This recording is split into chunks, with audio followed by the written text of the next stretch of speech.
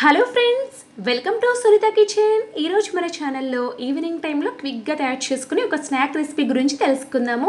అదేంటంటే ఎంతో రుచికరంగా క్రిస్పీగా ఉండే అటుకుల మిక్చర్ అండి. చాలామందికి ఈ స్నాక్ రెసిపీ అనేది ఇష్టంగా ఉంటుంది. పిల్లలు పెద్దలు చాలామంది చాలా ఇష్టంగా తింటూ ఉంటారండి.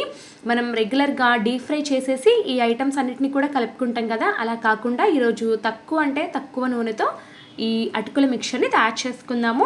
ఇప్పుడు తయారీ విధానాన్ని చూసేద్దామా. ముందుగా స్టవ్ వెలిగించి మందంగా ఉన్నటువంటి ఒక కడాయి పెట్టుకొని అందులోకి 2 టేబుల్ స్పూన్ల ఆయిల్ వేసి వేడి చేసుకుందాము. ఈ ఆయిల్ని మీడియం ఫ్లేమ్లో వేడి చేసుకోండి. ఆయిల్ కాస్త వేడెక్కిన తర్వాత ఇందులోకి 1 కప్పు దాకా పల్లీలు, ఇదే కప్పుతో పుట్నాలు వేసుకోవాలి. 2 కూడా సమంగా వేసుకోండి. వీటినైతే ఇప్పుడు 2-3 నిమిషాల పాటు కంటిన్యూస్గా కలుపుకుంటూ దూరగా వేయించుకుందాము. ఇవి 2 యాడ్ చేయడం వల్ల మనకి మిక్చర్ అనేది టేస్టీగా వస్తుందండి. వీలైతే కొన్ని జీడిపప్పు పలుకులు, ఎండు కొబ్బరి ముక్కలు కూడా వేసుకోవచ్చు.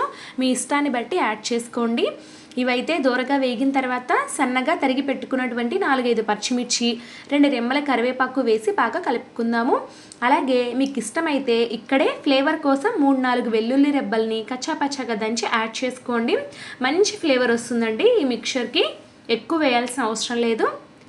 ఇప్పుడైతే ఇవన్నీ కూడా దూరగా వేగాయి కదా, ఇప్పుడు మనం 1/2 టీ స్పూన్ దాకా పసుపు వేసుకోవాలి. అలాగే 1/2 టీ స్పూన్ దాకా కారం, రుచికి సరిపడా ఉప్పు వేసుకొని బాగా కలుపుకుందాము. ఆయిల్లో ఈ మూడింటిని కూడా యాడ్ చేయడం వల్ల బాగా ఈవెన్గా కలుస్తాయి అన్నమాట. అలాగే మనం పచ్చిమిర్చి కాస్త ఎక్కువ వేసాం కదండి, కారం అనేది తక్కువగా పడుతుంది. ఇప్పుడైతే ఇలాగా బాగా కలుపుకుందాము 1-2 నిమిషాల పాటు. 1-2 నిమిషాల పాటు ఇదే విధంగా వేయించుకున్న తర్వాత ఇప్పుడు మనం ఇందులోకి 4 కప్పుల దాకా అటుకులు వేసుకోవాలి. 1 కప్పు పల్లీలు, 1 కప్పు పుట్నాలు తీసుకున్నాం కదా, 4 కప్పుల అటుకులు తీసుకున్నట్లయితే సమంగా సరిపోతాయి మనం వేసిన ఇంగ్రీడియంట్స్ అన్నీ కూడా. ఇప్పుడైతే ఆయిల్లో అటుకుల్ని బాగా కలుపుకోవాలండి. పసుపు, ఉప్పు, కారం అంతా కూడా అటుకులకి పట్టే విధంగా. తర్వాత కూడా మనం ఇలాగే మధ్యలో కలుపుకుంటూ 4-5 నిమిషాల పాటు డ్రై రోస్ట్ చేసుకోవాలి. ఇలా చేయడం వల్ల అటుకులు బాగా క్రిస్పీగా అవుతాయి అన్నమాట. క్రంచీగా తినేటప్పుడు చాలా బాగుంటాయి.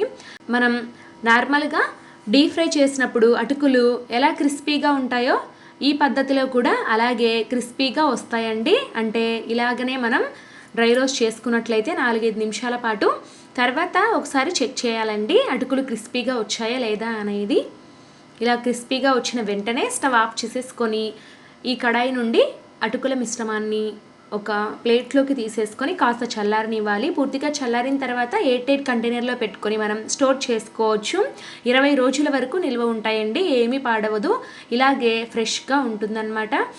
ఈ స్నాక్ రెసిపీ కనుక మీకు నచ్చినట్లయితే ఖచ్చితంగా లైక్ చేయండి. చాలా సింపుల్ మెథడే, అది కూడా తక్కువ ఆయిల్తో చేసుకున్నాం కదా, హెల్దీ కూడాను. సో ఫ్రెండ్స్, చూసారు కదండి, ఈ స్నాక్ రెసిపీ కనుక మీకు నచ్చినట్లయితే ఖచ్చితంగా ఈ వీడియోని లైక్ చేయండి. అలాగే నా ఛానల్ని సబ్స్క్రైబ్ చేసుకోండి. Thank you for watching.